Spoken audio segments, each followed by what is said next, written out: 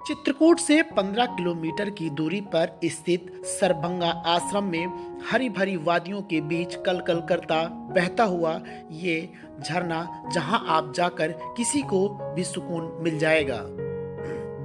क्या कभी किसी ने सोचा होगा कि शांत और रमणीक स्थान का एक दर्द इतिहास भी चित्रकूट का होगा। रामायण के आर्यन कांड में एक वर्णन मिलता है कि मर्यादा पुरुषोत्तम राम जब ऋषि मुनियों से विदा लेकर लक्ष्मण और सीता सहित वन गमन में आगे बढ़े तो विराट राक्षस के द्वारा लगाई गई हड्डियों का विशाल पहाड़ देखकर उनका मन और उनकी आंखों से आंसू निकल पड़ेंगे। तभी मर्यादा पुरुषोत्तम राम ने अपने भाई लक्ष्मण से कहा कि इतना दुख मुझे उस समय भी नहीं मिला जब हम वन गमन के लिए आए थे और हमारे पिता महाराजा दशरथ का निधन हुआ था, जितना अब मुझे इस पहाड़ को देखकर दुख हो रहा है। विराट राक्षस के द्वारा खाई गई हड्डियों का ढेर वर्तमान में सिद्धा पहाड़ के नाम से चित्रकूट में जाना जाता है, जहां खुदाई के दौरान आज भी देवता युग की में विराट राक्षस द्वारा खाई गई ऋषियों मुनियों की 6 फुट की हड्डियां निकल रही हैं, जिन्हें शासन ने रिसर्च के लिए भेज दिया है, जिससे यह साबित हो सके कि यह किस युग की है। अगर यह हड्डियां योग्य हैं, तब तक प्रशासन पर कोई ध्यान क्यों नहीं दे रहा है। शासन को अगला कदम क्या होगा, ये देखने की बात होगी। लेकिन चित्रकूट में ये सिद्धा पहाड़ के नाम से आज भी जाना जाता है।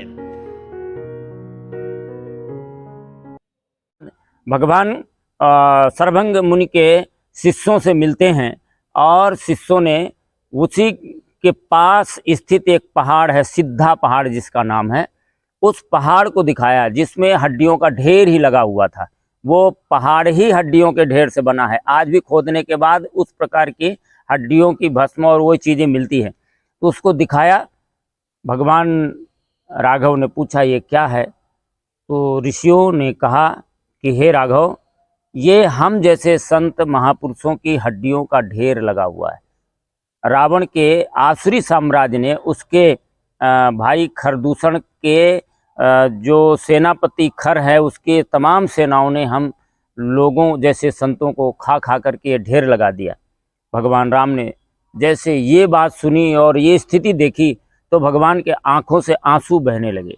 और भगवान को शायद पूरे वनवास में जितना उनको कष्ट हुआ, अन्य तो लीलाएं थी, भगवान रोए भी अन्य जगहों पर सीता जी के हरण के बाद,